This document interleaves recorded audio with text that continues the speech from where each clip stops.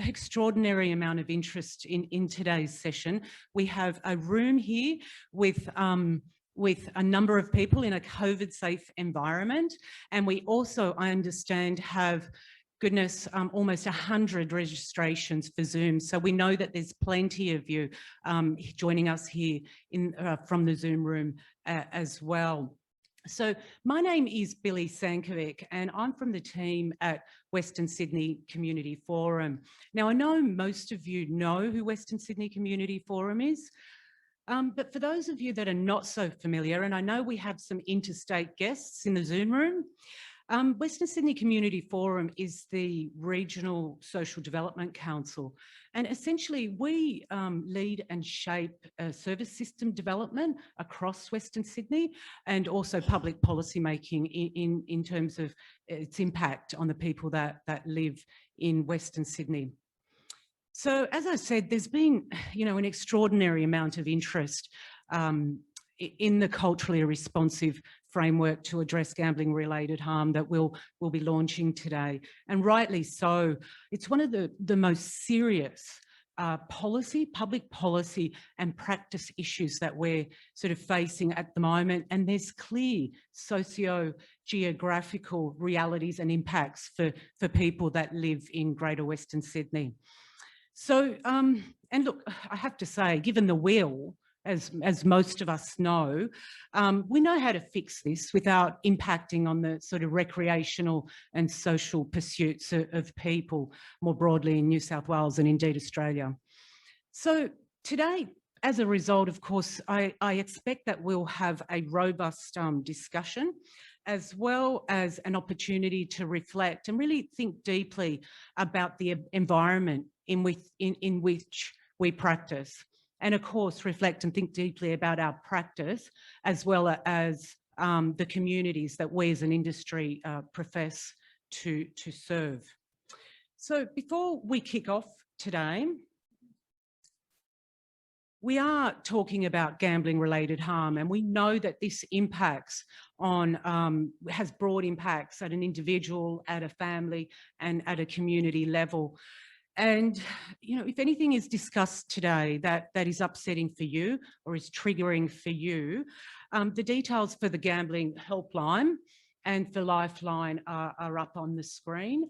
And in addition, we have staff at the back of the room who'll be able to provide assistance and support as required. So today we are here to launch through Symposium the culturally responsive framework to address gambling-related harm, which I'll refer to today as the framework. Certainly, it's been a long time coming. We've been working on this specifically for a number of years. We had COVID thrown in the middle, as well as two of the research team deciding to have babies, which was interesting. Thank you, Tom and Stephanie. So today is about lived experience. It's about practice experience, and it's about research experience. And the framework is exactly that. It brings together those elements to really enhance, to enhance our skills, to enhance our knowledge and our capability and our capacity as a multi-sectorial system. So why gambling-related harm, and why Greater Western Sydney? And I know that most of you, if not all of you, can answer that question. But if you'll indulge me and let me highlight a few items just to set the scene before we kick off. Now, firstly, despite Western Sydney containing only 28% of electronic gaming machines in New South Wales, clubs and pubs in Greater Western Sydney that are in Greater Western Sydney account for over 40%, 41% in fact, of gaming machine net profit in New South Wales. So think about that for a moment. Then if you couple that data with other data that tells us that 60% of the top 10 LGAs in New South Wales with the highest net profit by clubs is in Greater Western Sydney. We also know that 50% of the top 10 LGAs in New South Wales with the highest net profit by hotels is in Greater Western Sydney.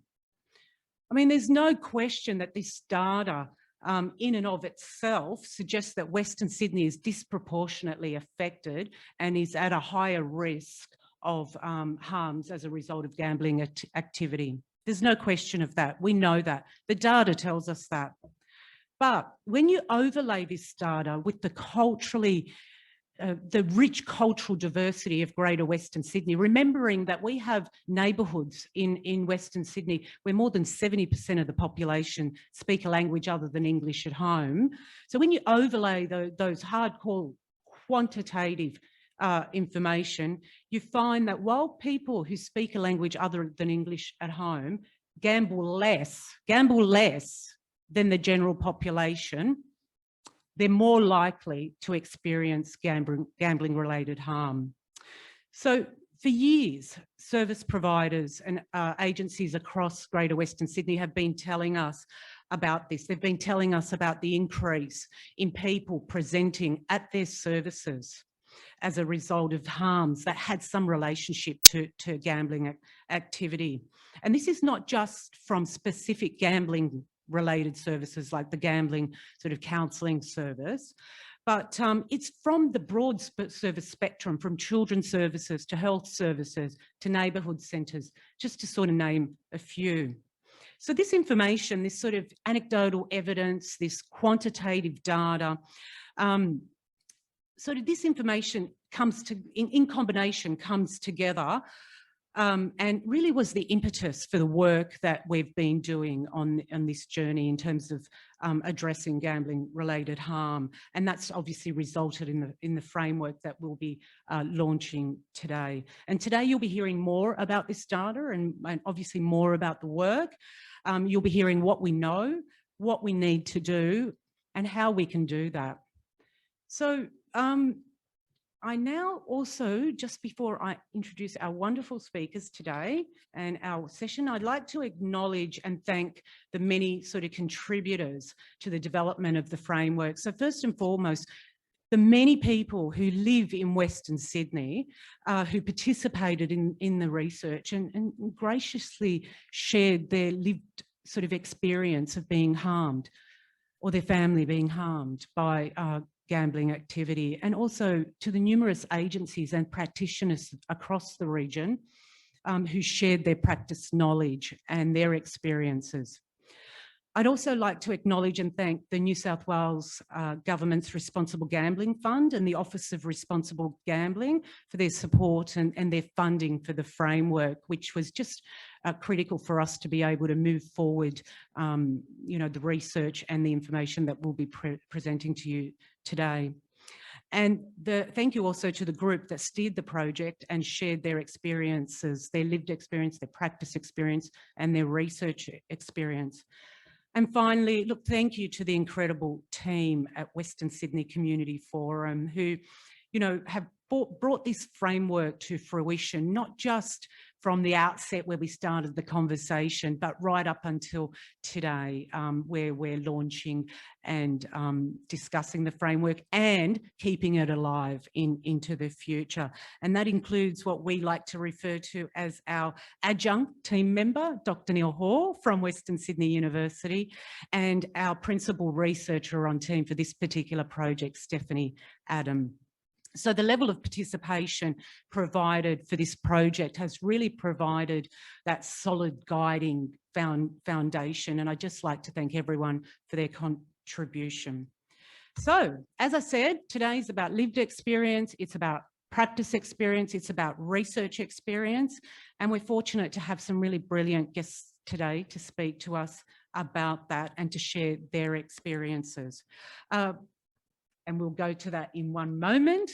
And following that, we'll actually introduce you to the research team and we'll take you through the framework, and then we'll have an opportunity for Q&A. And to conclude the sessions, and I'm really excited about this, we'll head into simulation rooms. We'll have 3 simulation rooms, and it'll be an opportunity where you'll get to experience the framework firsthand. So really excited to get your feedback on that. So thank you again for joining us. And look, as a team, we're really looking forward to working with you, not only in terms of keeping this framework alive and working to address gambling-related harm at the individual, at the family, at the community sort of level, but also as we continue to address gambling-related harm at a policy level, which we know is just as important. So thank you.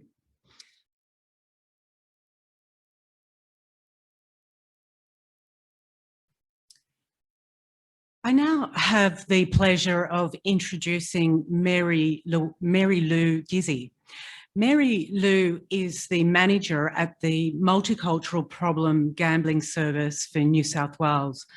Mary Lou's experience as a practitioner spans more than a decade, specifically in programs and on programs that prevent and address gambling-related harm and across culturally and linguistically diverse communities. So we're really pleased to have Mary Lou here, and she's been involved in the steering group for this particular project. And today, Mary Lou will be sharing her practice experience in this space. So thank you for joining us, Mary Lou, and welcome.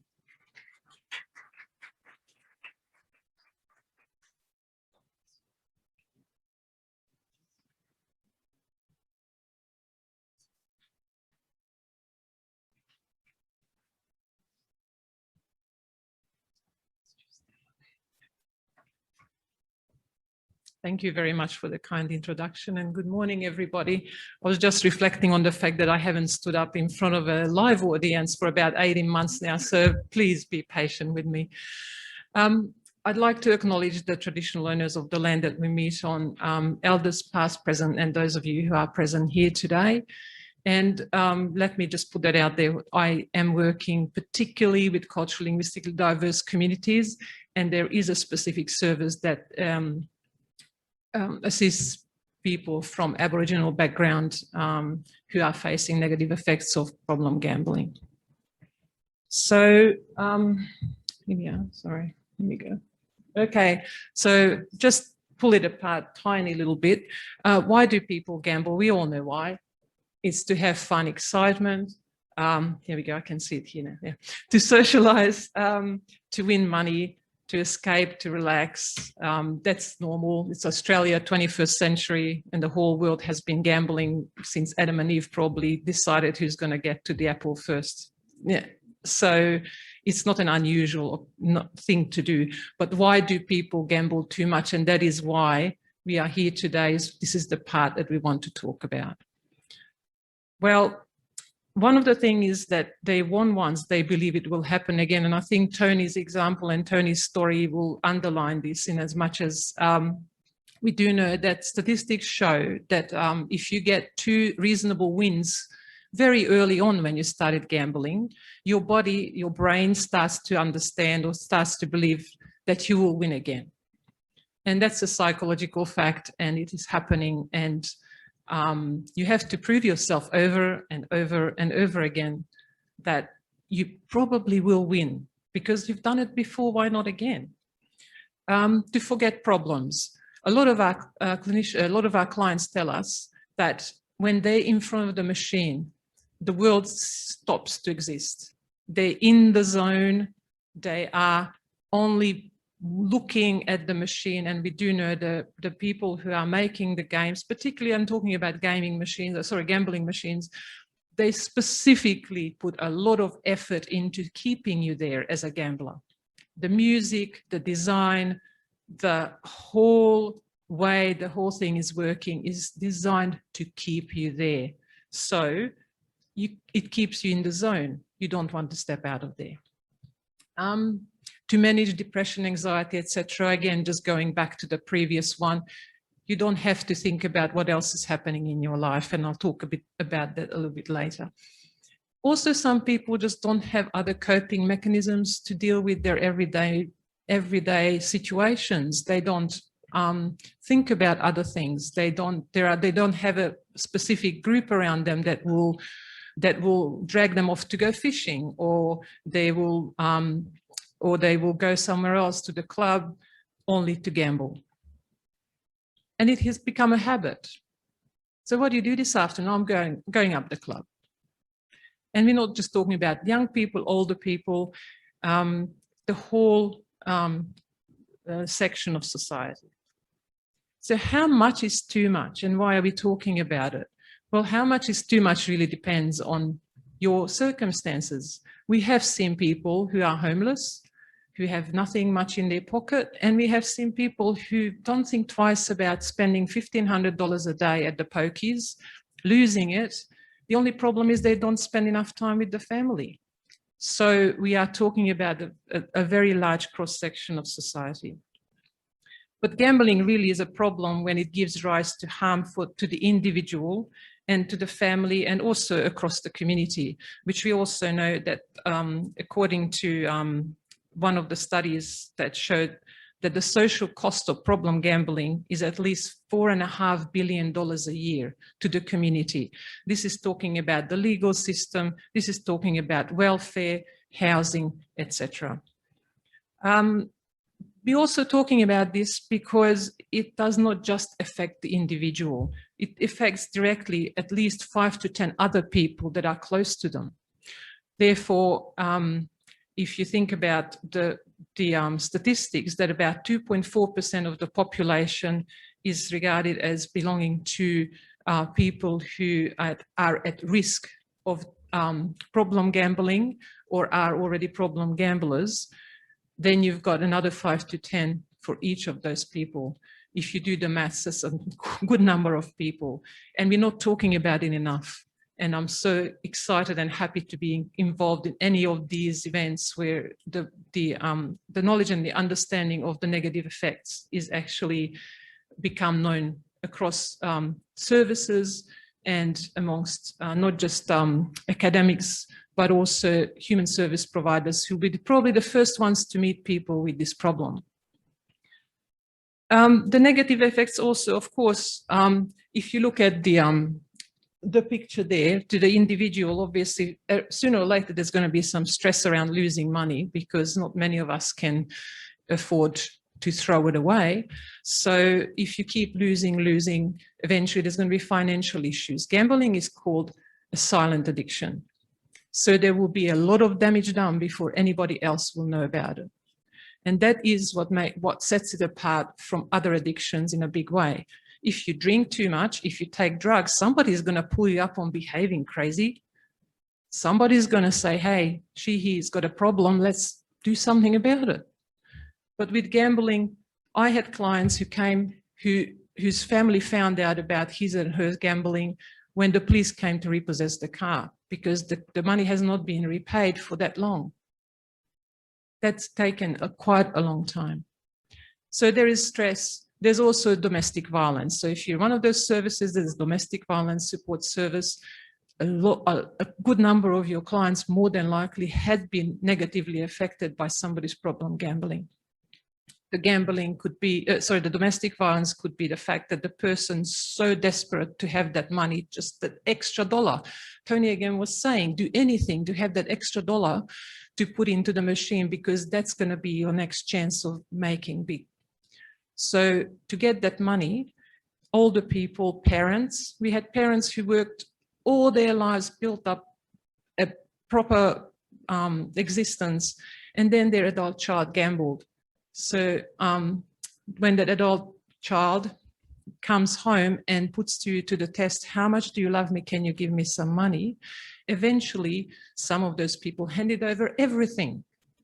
And don't forget, we're talking about cult communities. So what impacts one, it impacts the family. The family is your support network. The family is going to help you out when you're in trouble.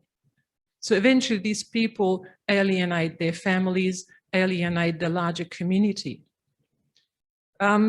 There's also obviously issues around work, issues around study. We've had a client who came and basically went to one of the prominent private schools, but he dropped out.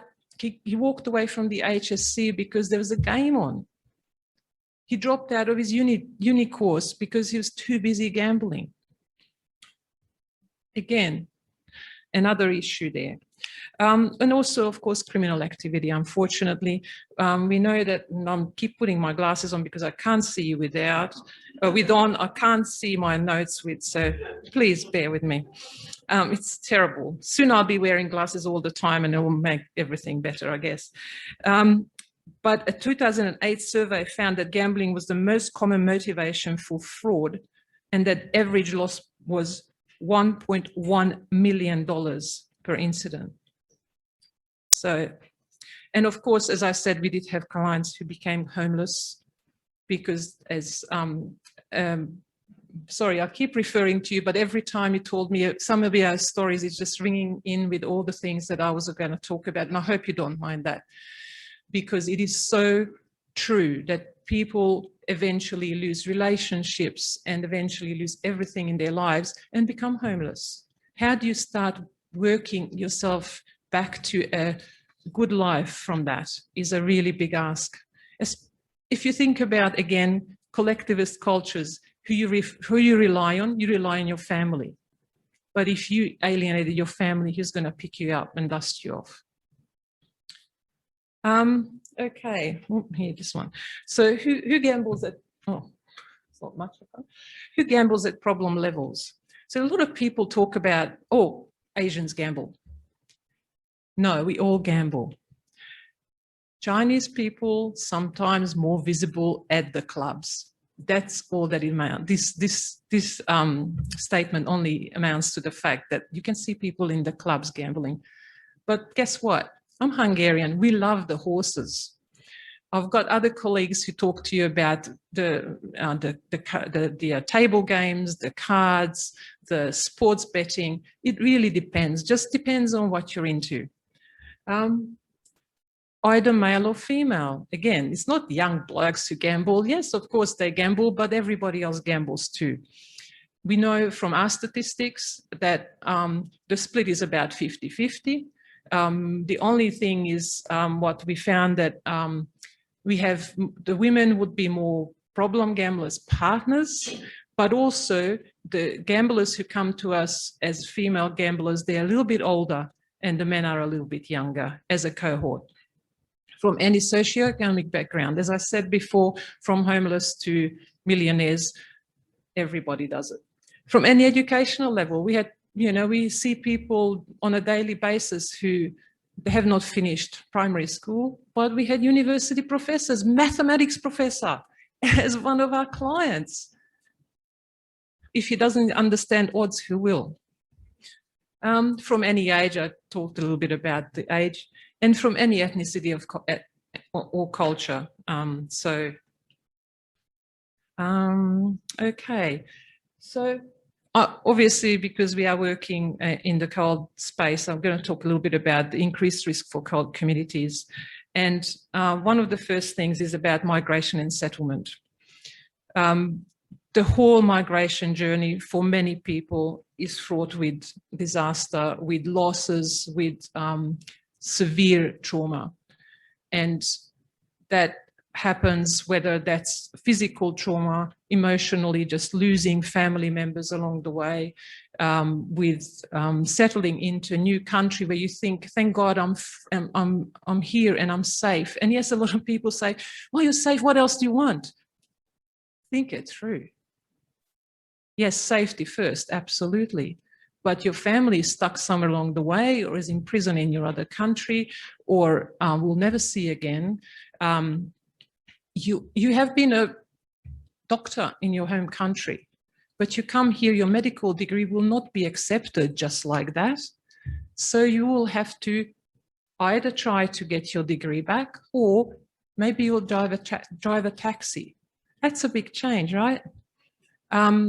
Your role might change. Often happens that men and women, if they come as a couple, women sometimes find job first. Now, if you come from a community where the man is the designated breadwinner, which happens in many communities, but your wife is the one who brings in the bacon, how's that going to make you feel? How's yourself going to be? So there's a huge role change. There's just a number of things, amongst others. Strain of communicating in another language. Okay, some of us came here with zero English. Some of us came with some. Nobody came here with understanding Australian, I can tell you quite safely.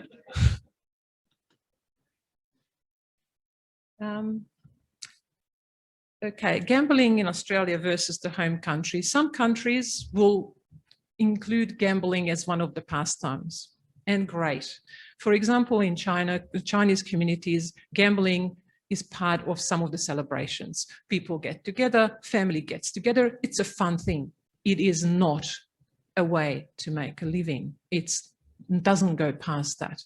Now you've got a young international student who comes here with a whole pocket full of money and doesn't know how to manage it, because usually the family manages the money, and his mates say, hey, come down to the club, let's have a drink. Of course you want to be with other people. Of course you want to be acculturated. Of course you want to be one of the group. So you go down to the club, one thing leads to another. Oh, gambling, yeah, I gamble, you know, I can do this. And one thing leads to another, and can get involved in that, particularly not going home to an empty bedsit. Because you're used to living in a big family, you're used to having your mum cook dinner, you're used to having all that interaction that you do not get when you're home alone. Okay, what else? Yeah, so the young and the older people. For the elderly, how attractive is the club? The club sends a bus, takes you there. It's warm in winter, it's cool in summer. Food's pretty reasonably priced, and somebody's going to say hello to you. And sometimes if you are just widowed, or you happen to be on your own, and your family in Sydney lives an hour and a half drive away, and you're lucky to see them once a week, it's desperate to see someone. So what do? Get on the club. Hey, John, the bus driver, how are you going today? Good, great, thank you, Mrs. Smith. Get to the club, someone else says hello, bring you a cup of tea. How attractive is that? But what else do you do when you're there? Try the pokies. And then one thing leads to another. And you know, sometimes families go, well, mum's spending all our inheritance. Tough luck. Mum has worked for that money. We can't stop her. We can help her understand what's going on. We can help you have a chat to her in a right way that perhaps will make her understand a bit more about the safety of not throwing the money out the window. But that happens. Okay, so what else? Comorbidities. We also know that the level of comorbidities, so meaning drug alcohol consumption, sometimes increases with gambling, but also gambling if you drink or take drugs, obviously your impulse control reduced, so you might be more likely to involve yourself in problem levels of gambling. Okay, and of course, not to mention stressful life events was COVID. Gambling during COVID has gone up. And some of the people say, you know what, that's my only coping mechanism, so why should I give it up? Big problem. And we need to talk about it. The more, the better. Okay, so why don't people get help? There are two important things. One of them is confidentiality. So again, I'm getting back to the fact that our communities are collectivist. So if John's a gambler, you don't marry John's sister because there's a gambler in the family. John's mother can't go down to the ladies group because, oh yes, she's the woman whose son is a gambler. Confidentiality is a really big issue. So if you are working with clients and you wish to send them to one of the services and engage them in a conversation that says, go and see a counsellor, you need to explain to them what confidentiality means in the Australian context, that we can lose our jobs if we disclose your information. If we see you on the street, we will not say hello unless you say hello to us first. Secondly, what is a counsellor? What do you do? You got a problem, you go to grandpa, grandma, dad, mum, uncle, auntie, religious leader at best, community leader. Who's the counsellor? You need to explain what a counsellor is. There's no judgment. you can talk freely. We can give a lot of very practical, good advice of what you can do in way of building up your resources in a not for further gambling, but actually if you're homeless, if you've got legal issues, if you've got financial issues, we can support you through that by referring you to another service. And the help seeking experience, as I said, it's not really well understood outside. And language. A lot of people can speak language shopping.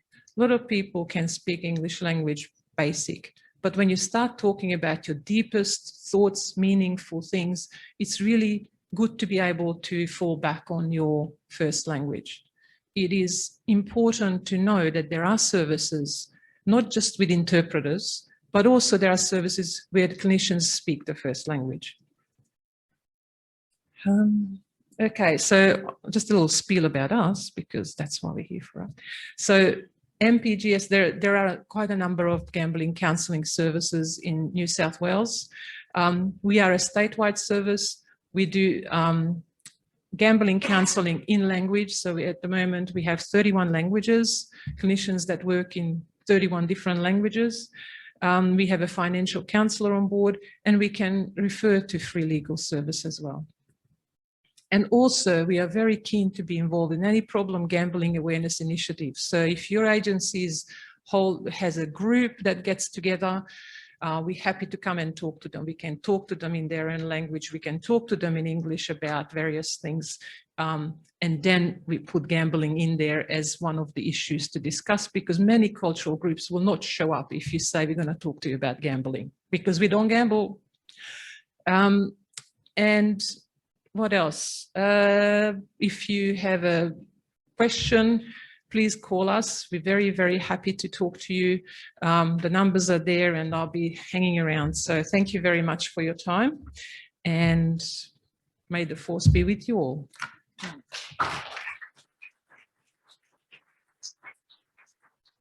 Thank you, Mary Lou. You know, we really appreciate the expertise that you're bringing to the room, the Zoom room and the real room in person. And I get the glasses. I can't see any of you at the moment, so I was really pleased I'm not the only one in the room. But it's really interesting to see how that resonates with the framework. And when we do discuss the framework, you'll see those links very clearly. So thank you, Mary Lou. So I'd now like to introduce our research experience element, and I'd like to introduce Dr. Himanshu Gupta, who is a research fellow at Charles Darwin University. Himanshu is a leading and contributing academic across policy research and evaluation projects in areas like alcohol, gambling, social and emotional well-being, men's health, education, peer education, and it goes on and on. Very impressive. And also, interestingly, importantly, your research also focuses on Indigenous-focused research contexts.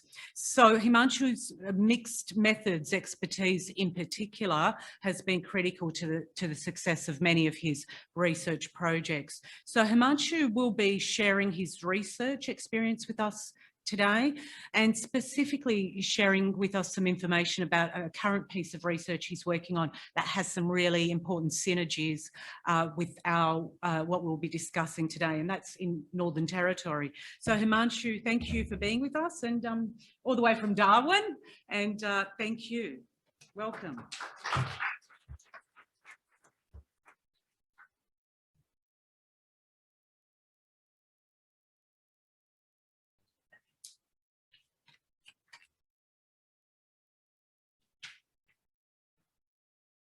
Well, thanks for the introduction and inviting me here to speak about my research.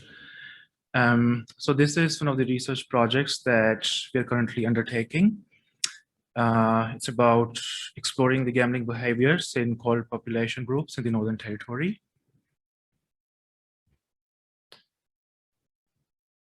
So a bit about the Northern Territory. So this bit of research we undertook in the urban areas of Northern Territory for Darwin and Palmerston and Alice Springs, because this is an exploratory study that we are currently undertaking. And this is one of the first studies that has been done or is being done in the NT in this context. So just about the population, So the estimated resident population in the NT is 245,980 persons, and among them, about 30% are Aboriginal and Torres Strait Islander people.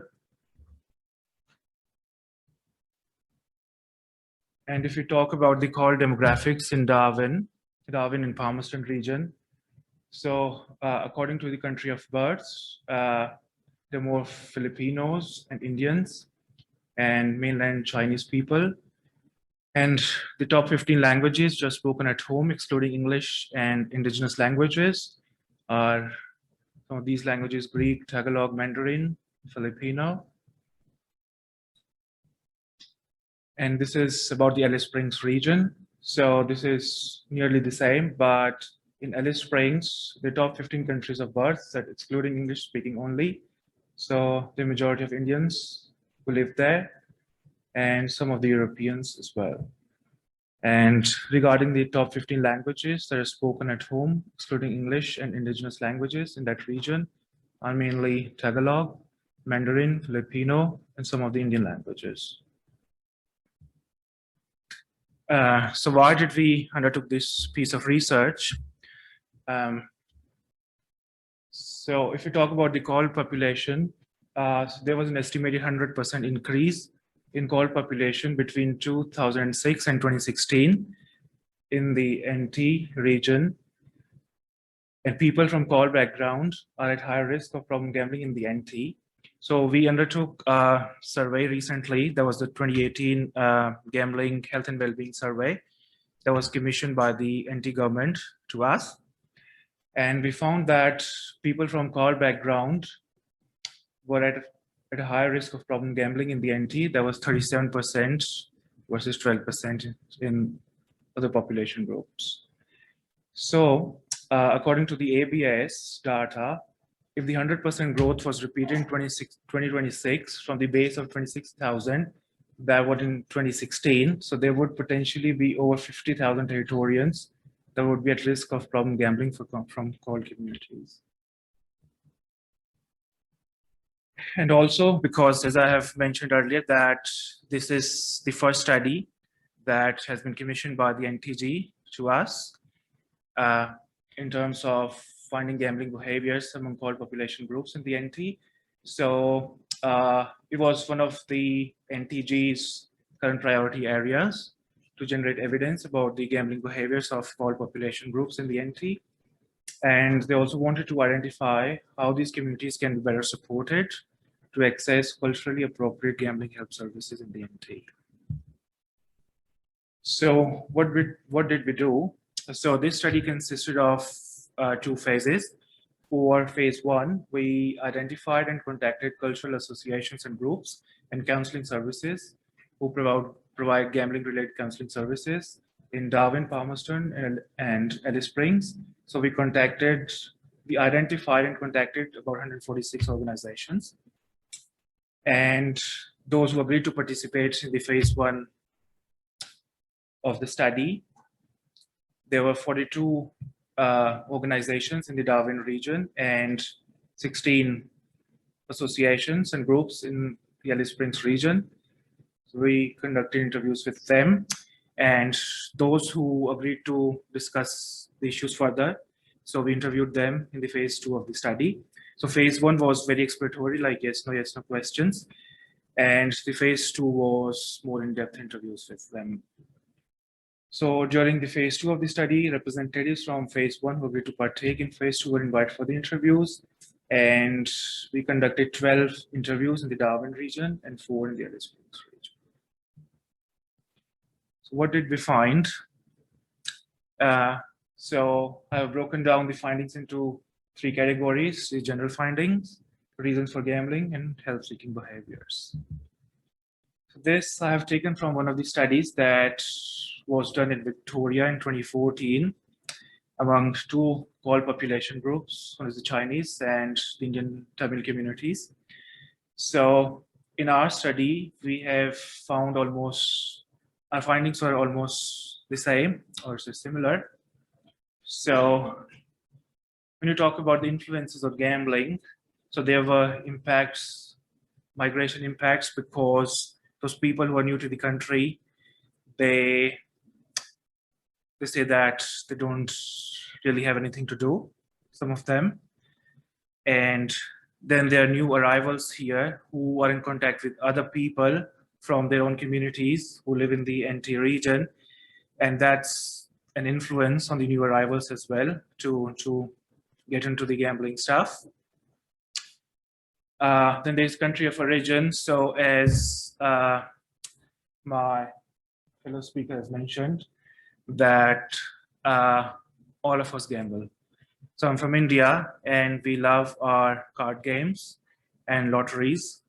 People just don't talk about that. So it's not just one community or ethnic group.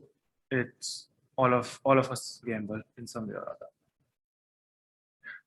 And yes, the social isolation was one of the factors, because when you are a new arrival into a new country, a different culture, different language and everything, so you do feel socially isolated. So the interviewee said that was one of their coping mechanisms to overcome the social isolation, because some of them are international students who are alone here.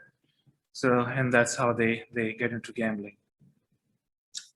What we found was more males were into gambling than females. And when you're in Australia, there's freedom to gamble, because people say that here, because of the culture and all, there's less stigma and they say shame or guilt associated with gambling. So they feel free to gamble here. There could be religious values. I would say they're more than religious, they're cultural values. So if, for example, in some of the communities, it's more of a cultural thing. For example, in India, so on some occasions or festivals, we play card games. So then there are a few vulnerable groups who are more prone to gambling related harms than others. For example, international students who are basically alone. They don't have any family or contact, and especially when they arrive in Australia, they're very new, so they are more vulnerable. So one of the persons that we interviewed was, so there was husband and wife, but the husband was an international student, but they didn't really know anyone here. And because studies were like twice a week or so, so the husband didn't have really anything to do. And the wife said that the person was a kind of introvert and he wasn't very social. But one of his friends told him of gambling, and that's how it all started. And it was really bad for them. And it led to the financial issues, because so the wife was working at the time, but whatever they were saving, it just went to gambling. And it affected their relationships, their work, and everything. And then there's this, and also there's this, one of the interesting findings was about the demographics, apart from the gender. When we interviewed people, they were saying that in some of the cultural groups, the old people who are more into gambling because it is associated with the culture. So that was one of the interesting findings as well. And if you talk about the help-seeking behaviors, first of all, it's really hard for a person to understand that they've got a problem with the gambling. So the majority of them, they were in denial. So when a person doesn't really understand that they have got a gambling problem, so there's no point of going somewhere to seek help. The other thing was being from called group, they were not aware of available services for them that was available in Australia. So the majority of them, they sought help from informal sources such as their friends or religious leaders or community leaders. And as you had mentioned, that counseling was a new term for the majority of them. So they didn't really know what a counselor could do in terms of providing help and all. So they were pretty much reluctant to go to a counselor. And more so because, especially in the NT, because it's such a small region and there are not many services that are available for, particularly for core groups. So people weren't really aware of those services. And then there were language barriers as well, because some of them, they come here with zero English or very basic English. So there was a dire need for interpreters or even the clinicians who know their language. That was another barrier to help seeking. And again, in Darwin and Alice Springs, because it's such a small region, as they say there, that everyone knows everyone. So that was another thing that prevented some of the problem gamblers to seek help because of the issues of confidentiality, stigma, and shame. And if the person doesn't really have very good English, so the majority of the counselors or the services, they ask them to come to them with some of their family members or friends who know their language. But in some instances, in the problem gambler, they are reluctant to take their friends or families with them because of the issues of the shame or confidentiality. That was another reason, other barrier to help seeking for some of them. And when we talked to the services, they said that in the NT, we actually need for more culturally appropriate services because of the mentioned reasons. And also because there's a lack of those services that are available in the region. And also they said that they try to design resources in different languages, but because there are so many languages that are spoken there, it's really difficult to work that out as well. And also, yeah, similarly, they said that there's a dire need for creating resources in local languages that might increase help seeking.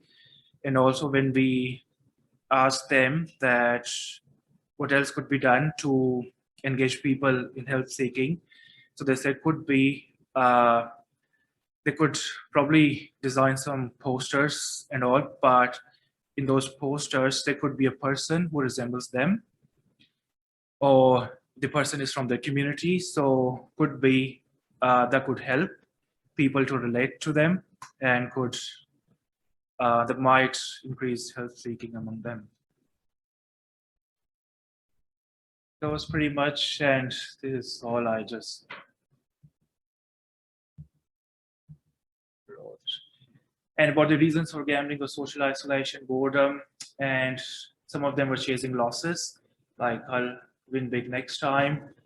There, in some cultures, it is intergenerational learning at home. So the children are ingrained into gambling from them being very young.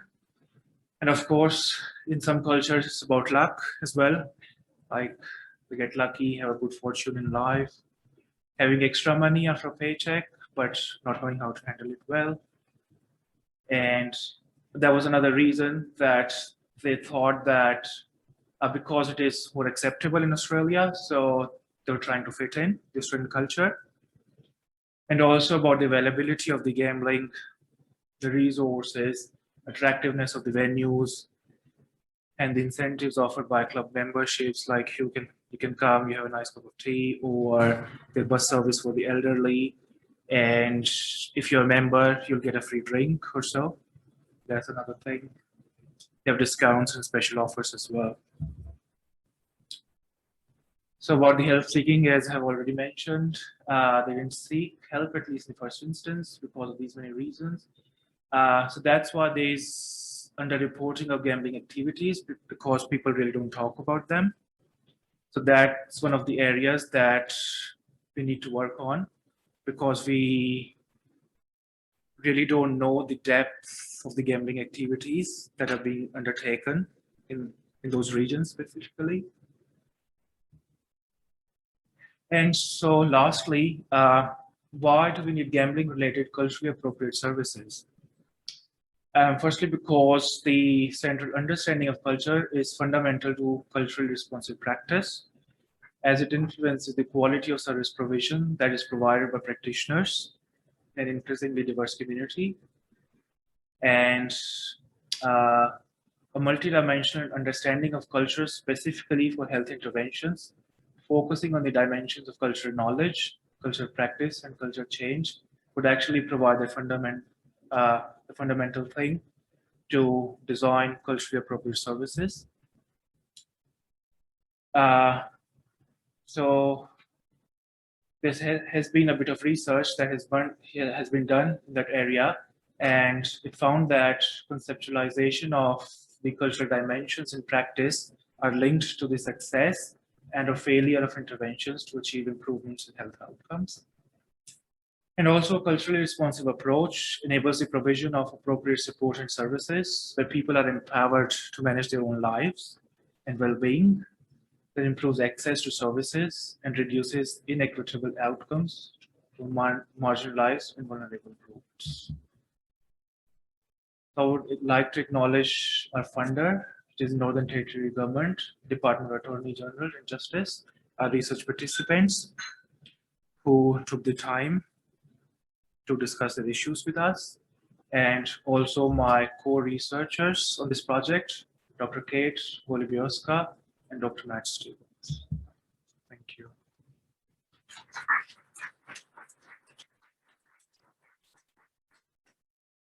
Thank you, Himanshu. And today, you know, I'm sure everybody has seen the clear themes through what people are experiencing on the ground, their lived experience, their practice experience, right up to their research experience. And what we're really pleased to have been able to do today was bring Himanshu from Darwin to really explore different contexts and explore the phenomena in place. And what's really clear, and I knew about Himanshu's research, but I didn't know what the findings were until today. And as he was speaking, I just kept nodding my head because of the synergies.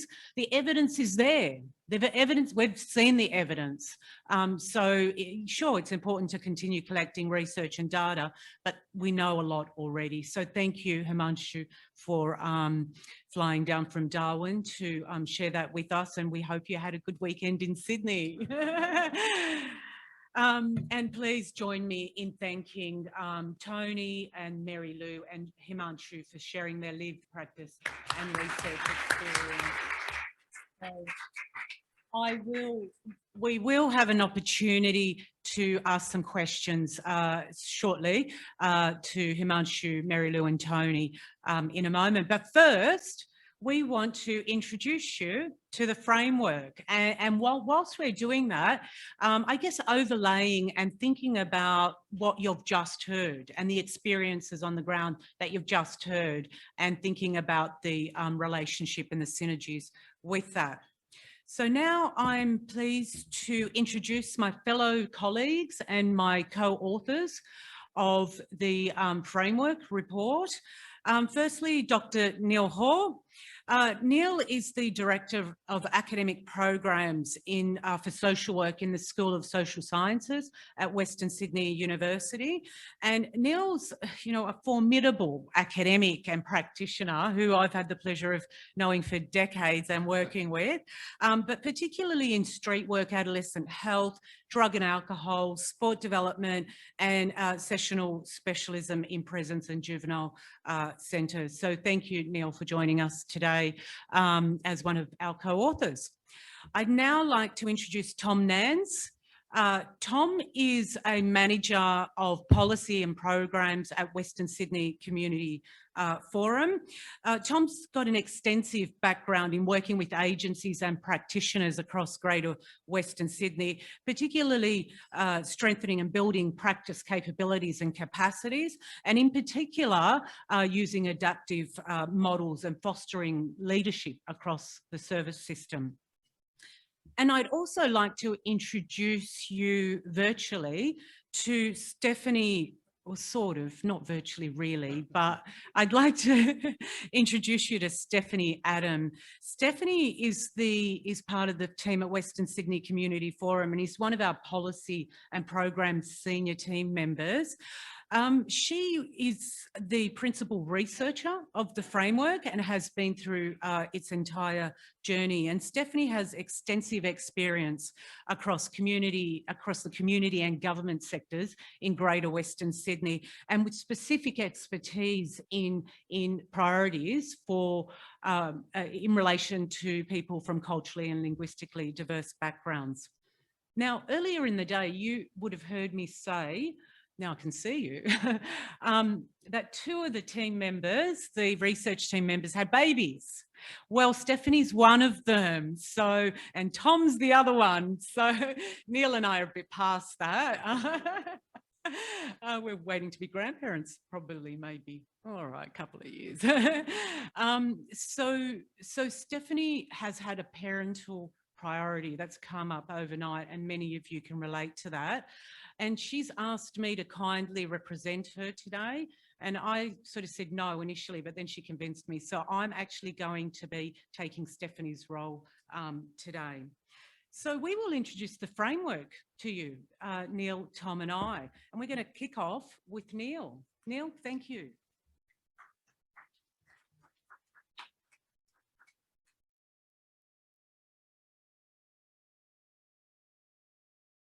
Thanks very much, Billy, and thanks to everyone who's in the room and joining us virtually today. Western Sydney Uni and Western Sydney Community Forum have a long and prosperous working relationship with each other. And I've been delighted that we've been able to be part of this project. I was involved from almost the start, I think. And last night I was kind of reflecting on the irony of a middle-aged white man getting up and talking about a culturally responsive framework. Be that as it may, though, I've been delighted to be part of this project. So what we're going to do in this short presentation, problem is you give an academic a microphone and you can't shut them up, but we will try and keep it reasonably short. One of the reasons that we started this project was that service providers approached the forum identifying this as an issue. Western Sydney is culturally and linguistically diverse community. There is a concentration of gambling venues and products, as Billy was outlining earlier. And there is a limited existing evidence base, notwithstanding what we've heard this morning and from other researchers across the country. There is so much more to be explored in this area. What we did is adopted what we've called, or what researchers call, a participatory action research framework. And it's the kind of framework that allows for a cycle of acting and reflecting. Now, as a researcher, you come with a certain set of skills and experience, but what makes this type of research participatory is that you draw on the skills and expertise and practice wisdom of people who are working in this space, and the skills, knowledge of those people with lived experience of the issues. And it's participatory because power is shared amongst all those involved. What makes it action research is that it's not just collecting information for information's sake. Today, we are launching a framework, but it's not the end of the story. In fact, this is part of the ongoing action research cycle. We took a public health approach to this research, and that quote is up there, but I'll read it as well.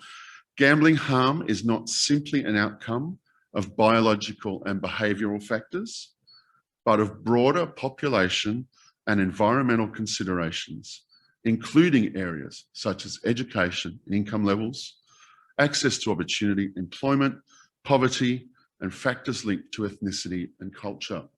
And that's already been borne out by our speakers so far today. This has been a phased approach. The first phase was, I'm having trouble focusing on that. I have the multifocals.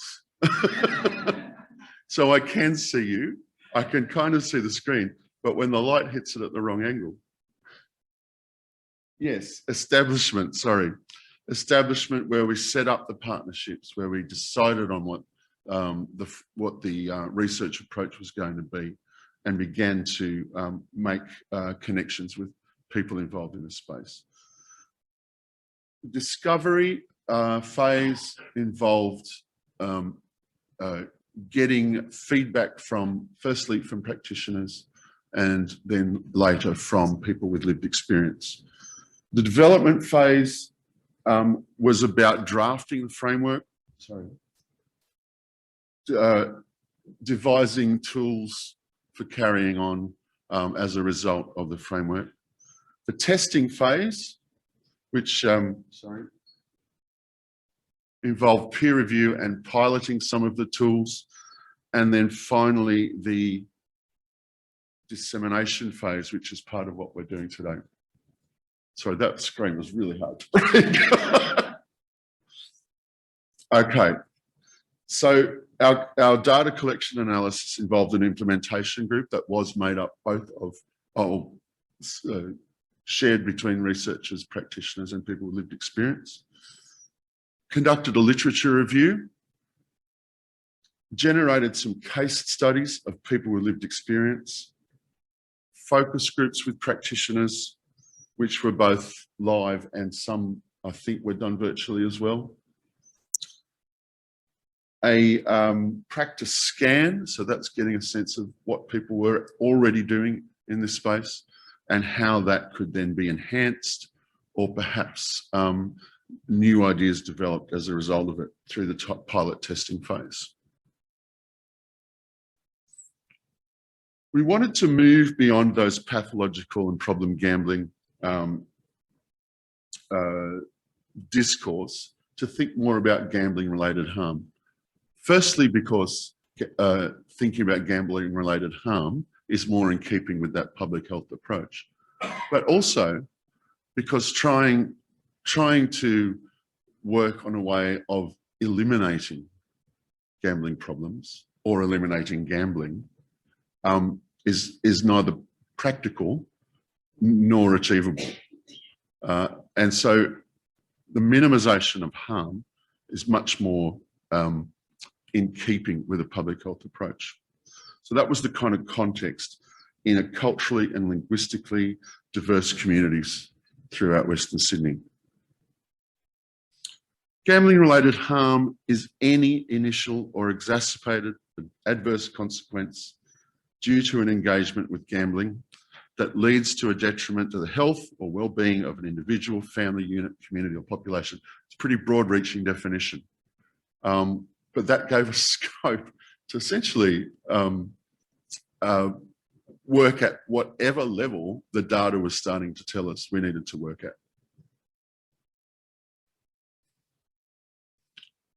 The gambling environment, we needed to consider this as part of the research and the process itself. Because in the environment, pokies were the most popular after the lottery, 13 times more likely to lead to problem gambling. Clubs or 6, as Billy mentioned earlier, 6 of the top 10 LGAs, the highest gaming machines net profit, are in Western Sydney. This is something Billy mentioned earlier, so I won't sort of dwell on these things. But it's important for you to know that this is the environment in which we're operating the project. And despite declining participation rates, moderate to problem gambling has remained relatively constant. Now we kind of put a pause on the, or had finalised data collection when the pandemic hit. So we haven't really gone into the difference that made to gambling behaviours, although other people have been able to outline in research that obviously with live gambling not available, there was a spike in online gambling and gaming. Culturally and linguistically diverse communities participate in gambling less than the general population, but are more likely to experience gambling harm.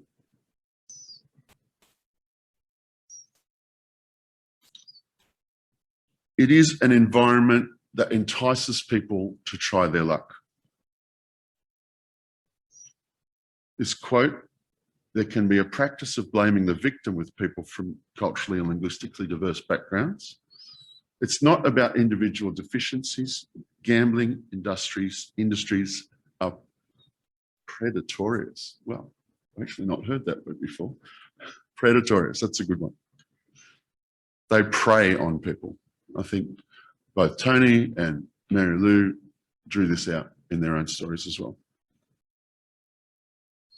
Geared advertising highlights win and prizes, all skills, accessible venues. It normalises gambling behaviour, and as Tony mentioned, convinces people to stay there, not move. And there is marketing to cultural codes throughout the gambling industry. These are the things that we are operating in, the environment they're operating in. Now, the research itself started to explore issues around attitudes and motivations. There were dual findings around people considering gambling to be normal, but also gambling to be taboo. And sometimes one person has those conflicting attitudes. It was overwhelmingly viewed as negative, but was still attempted people were still attempting to normalise gambling behaviours. Enjoyment was a key motivator. Again, you've heard this already. People gamble because they enjoy it. But when that enjoyment turns to enjoyment because it reduces isolation, it gives entertainment, the colour, the lights, the sounds, the people alongside them. You know, there are those kinds of things. And part of the reason why gambling is so hard to sort of restrict, I suppose, because it is, for many people, an enjoyable pursuit. Some people described elements of compulsion or addiction. Not everybody raised that as an attitude or a motivation, but the idea of chasing losses, and again, that's something that other people have raised again as well. Just a few quotes there. I will let you imagine those people speaking so you can hear their voices.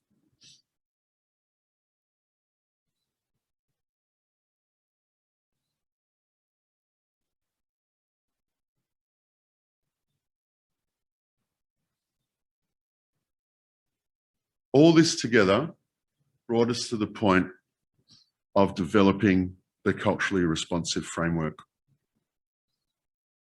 It's addressing gambling-related harm, and it is an integrated approach to support practice based on the findings of the action research. And I'm going to invite Billy now to take over to actually present the framework to you.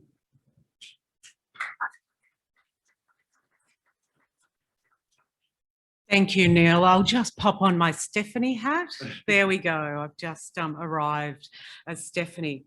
So, and this section is about introducing the framework. It's what you will use to shape your practice and to help you think through how you do your work. And the findings continue. So Neil's outlined sort of those initial findings, but the framework now starts to integrate those findings in a way that you can use it. And so those stories that you heard from Tony, from Mary Lou, and from Himanshu are actually captured in a way that you can live it in your day-to-day work. So the framework, and I've been failed the test of PowerPoint today, so I'm no doubt going to get in trouble for that by myself. But the framework starts with the fundamental frames. So the research told us, and this is to acknowledge the work of Assad and Kay in 2015. They did some work in the Americas that really drew out this framework. And it really has three elements that you as practitioners need to be thinking about in your work to address gambling related harm. And that is cultural knowledge, which is about designing your service, using cultural knowledge to design your service. It's about cultural practice, which is about using information about cultural practice to deliver and implement your service. And it is about cultural change. So that's not where it ends. Cultural change is information that you use to embed what you do in practice. These fundamental frames frame clearly the next series of elements. The first one relates to the harms in frame. So we heard a lot about the harms today, and the research that we did really identified a correlation between the harms identified by Langham et al. In 2015. There was absolute clear correlation through the case studies in our research with the 7 harms identified by Langham et al. And their work. So obviously the financial, which we've heard about today, the relationships, which we've heard about today, the psychological and emotional, which we've heard about today, the health impacts on your work and study and economic activity, and cultural, I need to now put my glasses on to be able to criminal activity and criminal harms and cultural harms. So that 7th element of cultural harms was actually added by Langham et al. In 2015 in their work, because it was emerging more and more in practice. So these are the 7 harms that clearly came out in the research that sit within that broader frame, or that fundamental frame of cultural knowledge, practice and change that as practitioners we need to be drawing on in our work. The second element relates to the stresses in frame. So that's all about the contributors to vulnerability that are experienced amongst culturally and linguistically diverse communities. And you can see that quote there that sort of summarises we really need to emphasise that being from a culturally and linguistically diverse background is not a predeterminant for problem gambling. Very clear. We need to reiterate and be clear on that. The socio-economic risk factors surrounding these groups is what makes them more vulnerable. And I think we heard that. We heard that from Tony, Mary Lou, we heard that from Himanshu, and our research, as Neil's already identified, brought that out clearly. So these stresses certainly relate to the socio-economic challenges experienced by people from culturally, linguistically and diverse backgrounds, whether that's, we heard stories about getting a job, the difficulty in that and just settling into a new country. The minority experience also came through, and this wasn't just in our research, but it was also evident in the literature review, and that is that you feel different and you feel part of a minority group, and you feel that you don't belong. I'm you know, when I say that, I can certainly talk for myself because I'm not a white middle-aged man and I am from a culturally and linguistically diverse background, but I am talking from the research perspective in terms of what we heard. The migration and acculturation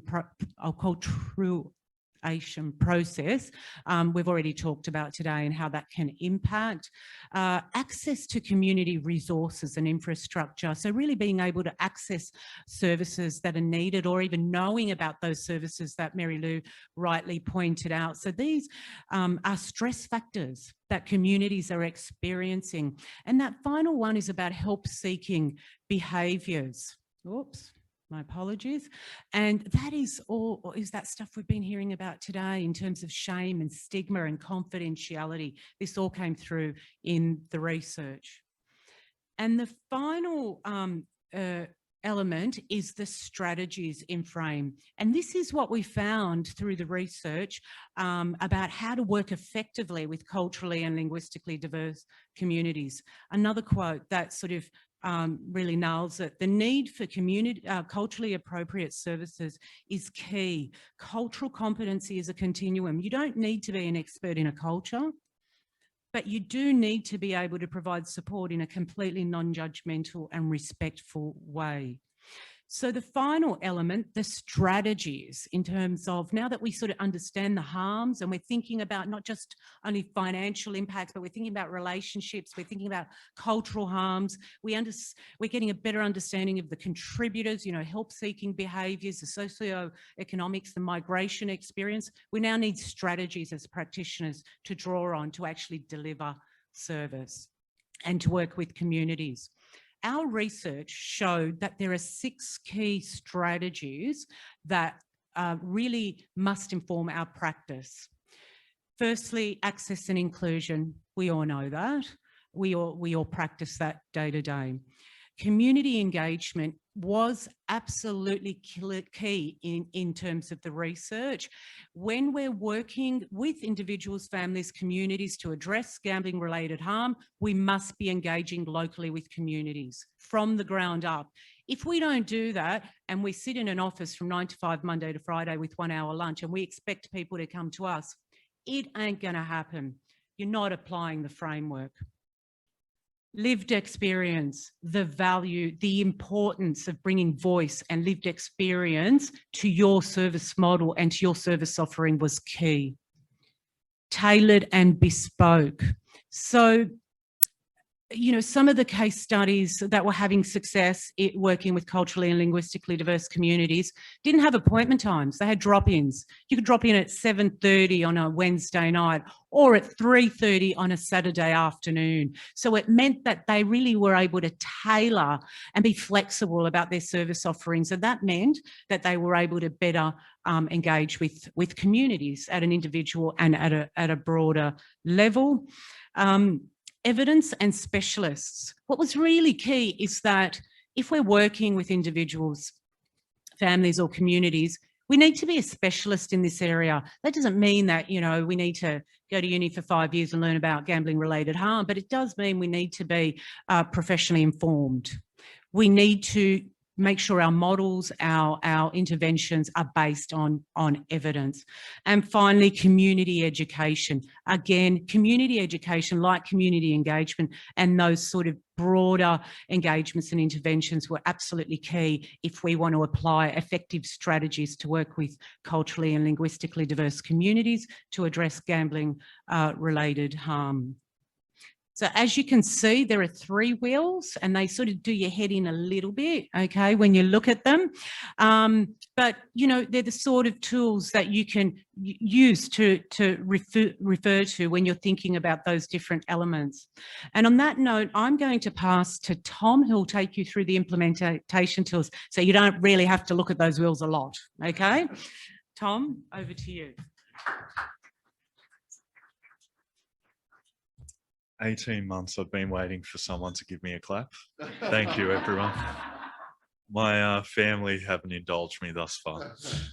But look, I'm going to use my perfect 20/20 vision and look at the screen like this. And look, this is really about bringing it home in terms of the framework in action. So As you know, we all agreed putting this together, the research was powerful and the research taught us a lot. But what was critical was that we also provided a series of tools for organizations and practitioners to use to put this into practice. What's really important to note is that you can pick up each and any one of these tools and use it in isolation. However, they play nicely together. It's like an orchestra. You don't want to be stuck with just the triangle playing that. So I'm going to take you through some of the tools we developed. And firstly, we developed a series of e-learning modules, 4 in total, which take you through some of the key knowledge in terms of this space that we uncovered and we synthesized through the report. So we have the rapid refresher module around the culturally responsive practice. We also have a module about gambling related harm, one about the gambling related harm framework that we developed, and finally around applying the framework in practice. These 4 modules can be used by individuals, but also you can pick them up and use them within your organization to upskill your team or upskill your colleagues as well. And this will be one of the simulations that will take place today. It will be the best one since it's being run by me. We move to the next slide and we look at one of our other implementation tools, the Readiness self-assessment score, which allows you to very quickly assess where your organization, where your interagency, or even yourself is at in terms of your journey in addressing gambling related harm within your community. And with this tool, the good thing about it is you can do it as a group and it also exports the information and answers that you gave. We also have the lived experience storybook component, which, and I've jumped forward far too quickly, which focuses on several case studies that we collected. Now, these case studies have been de-identified. We've used stock images and fake names for each of these people. And this gives you an insight into some of those lived experiences that we collected as part of the research. Likewise, we developed our case studies, but what we did with our case studies was we made sure to overlay those frames that Billy talked about earlier. You're going to have to look at the wheels again. However, it will be introducing those concepts and aligning them with each of these successful strategies. We then introduce a series of smaller things. So we have the practice e-template, which is around reviewing and also looking at the design of your services. So you're able to answer a series of reflective prompts, which give you more insight in terms of where your next step might be. We also have the language guide, which gives practitioners at all levels some understanding in terms of what to focus on, in terms of language, and also what to avoid. There's also the policy templates, which provides your organization with a couple of templates if you're looking at developing organizational policy around minimizing gambling related harm within your community. And finally, last but not least, is the Practice Symposium, which of course is today, and we'll be packaging up pieces of today and making that available online. We also have the Framework Clearinghouse, which has a series of resources for you to draw upon. Firstly, as Billy mentioned earlier in the day, this is a living online resource and we'll be adding constantly to the Clearinghouse. We have the Vault of Possibilities, which provides your organisation with a series of actions you might like to try in alignment with those 3 wheels. We also have interactive live streams available if you want to see interactive live streams that we've held thus far in the space. We have our podcast interviews and we will be interviewing a series of people over the coming months to populate that. And finally, if you like looking at the data and the research like we do, there are links to further research and links. And finally, in all its glory, I'm not going to pick up the framework and wave it because I'm scared I'm going to hit the microphone. But we do have the framework report available for download. And I do recommend you check that out because a lot of what's covered today, in fact, all of what's covered in today, I should say, is available there. So on that note, we have a lot of fine minds in the room, and I am going to be facilitating the Q&A today.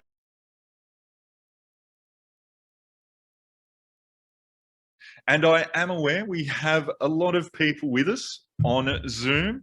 I did know some of you had your cameras on once upon a time, but you've turned those off. I do understand. And look, we will be taking questions via Zoom. We'll also be taking questions from the floor, and we do have a handheld microphone. So please don't be shy. Who's going to start off with the first question?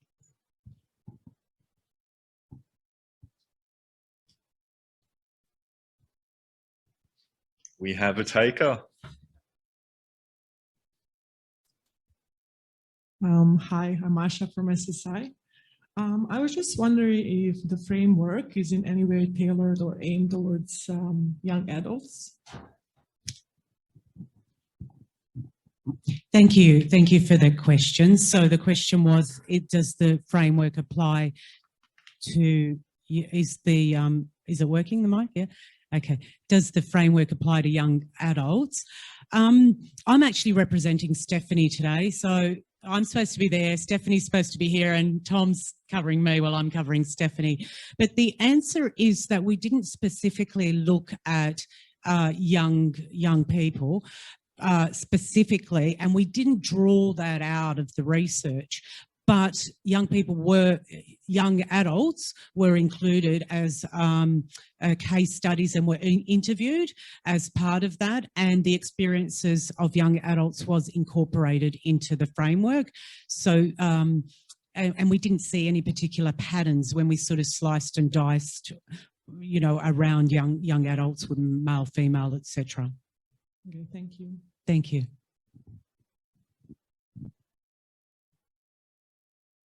We have a question just there. You should be congratulated. It's a very comprehensive piece of work, so well done. I just wanted to ask around you mentioned you interviewed practitioners, etc. It's probably a question more for the researchers than anything. I was just wondering what you defined as a practitioner. Was it people specifically working in the gambling space, because there's not a lot of people that do that specifically, or was it a bit more broader than that? Billy, I'll let you take that one. Sorry, guys, I'm going to ask you a few questions in a minute. But look, it was a broad range of practitioners and it wasn't necessarily practitioners who just worked in a gambling-related service, because the important thing is that people present to services and agencies across the spectrum. You know, they might turn up at a childcare centre or a neighbourhood centre for, you know, something completely different, or a DV service, as someone rightly noted today. And then, you know, after a while, it's identified that gambling somehow is related to the harm that's presenting. So we did have a range of agencies, but all those agencies in some way or shape had come across and worked with communities experiencing gambling-related harm, culturally and linguistically diverse communities. Thanks for your feedback. We're really excited about the tool. You know, not delighted to have to do it, obviously, but excited that it's now come to fruition. Do people in the room have more questions? I'm going to push the friendship, preferably not for Billy, but for our other panelists as well. Pam. Look, thank you. And today is a really important day. And I appreciate what Neil said. Where's Neil? Neil, hiding up the back, that this is just the beginning. And I guess my frustration is I, like many of us, have been working on this only for a couple of years, and I'm aware that there are many people in the room like Mary Lou and others who've been doing it for a lot longer. But in Fairfield, we just heard that the losses on poker machines have increased from $1.3 million a day when we first started this several years ago to 1.4, and now they're 1.5. We've done the community education, we've done our capacity building, and that's so important and it's got to continue. but what are the next steps? What are the things that we need to do to make sure that in 5 years, the losses aren't $2 million a day? And, you know, we're doing a great job as practitioners, but the gambling opportunities still continue. And I guess that's my frustration, even though I want to celebrate today, and I think it's really important to do that. But I guess there's a big challenge that we've all got ahead of us. Did anyone want to take that or build on that? But in terms of our research, what we found was not this particular research, but the research that we undertook previously. So we asked participants as to what were their thoughts in terms of reducing gambling and consequently the harms related to gambling. So the majority of them said that the government should do something about reducing the availability because it's freely available. And so what they suggested in terms of availability was that the government could possibly reduce the number of hours or the venues could possibly reduce the number of hours the person is sitting there, because some of them, they just spend all day there. So maybe reducing the number of hours, reducing the accessibilities, and also the discounts and offers or whatever is readily available, which actually engage people to spend all day there. So possibly that could be one of the things that could be done. Thanks. Thanks, Dr. Himanshu. And we have time for 2 more questions. I believe we have one from Zoom from Janet Irvine. I'm going to hand over to Charlton, who's going to amplify that for us. Thanks, Tom.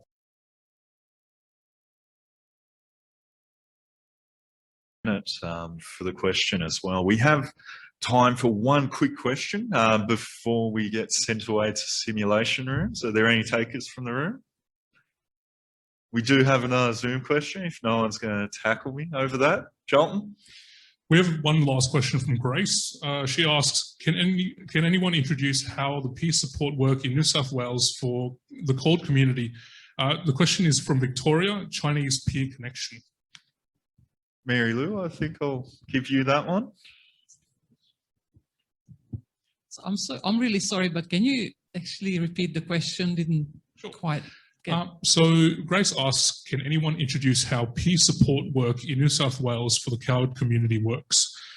So this question is from Victoria and especially the Chinese Peer Connection. Yes, thank you for the question. Sorry.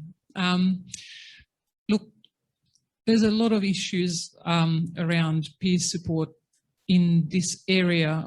There have been a number of attempts to get together, for example, language-specific groups for similar to Gamblers Anonymous, because it would be useful at the same time, just because of the stigma and shame attached to the behaviour and the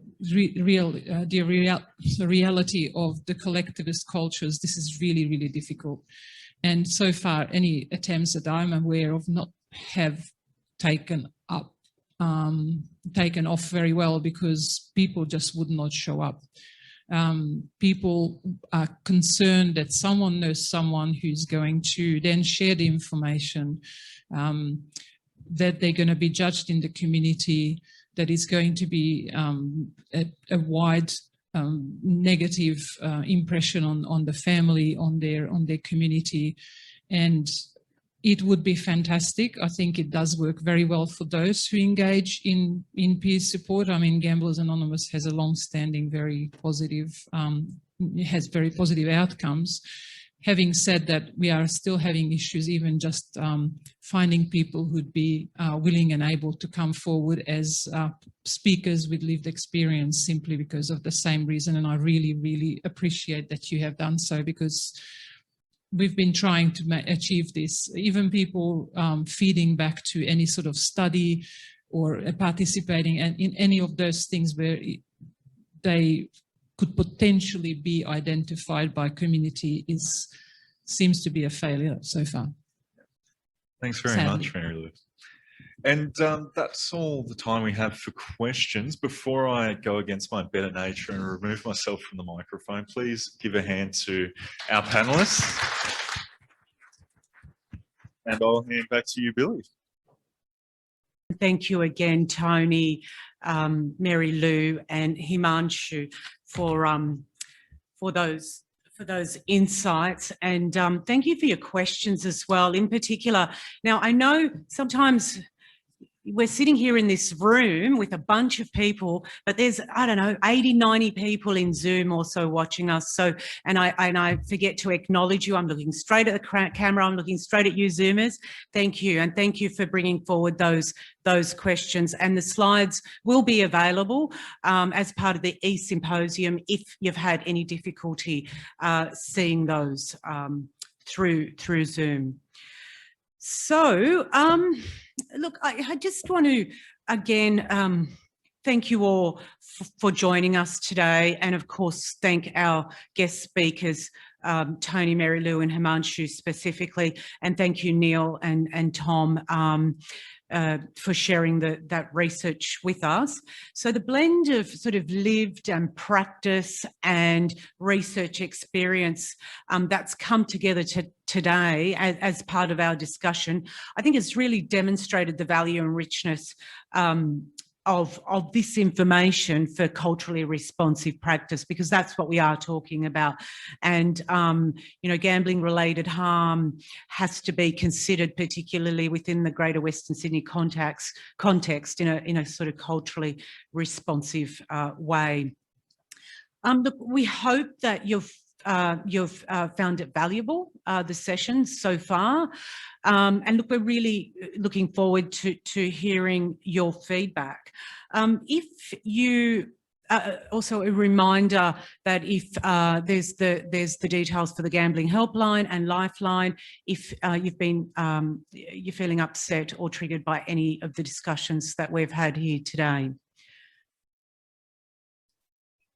Now, more information before we head into the simulations.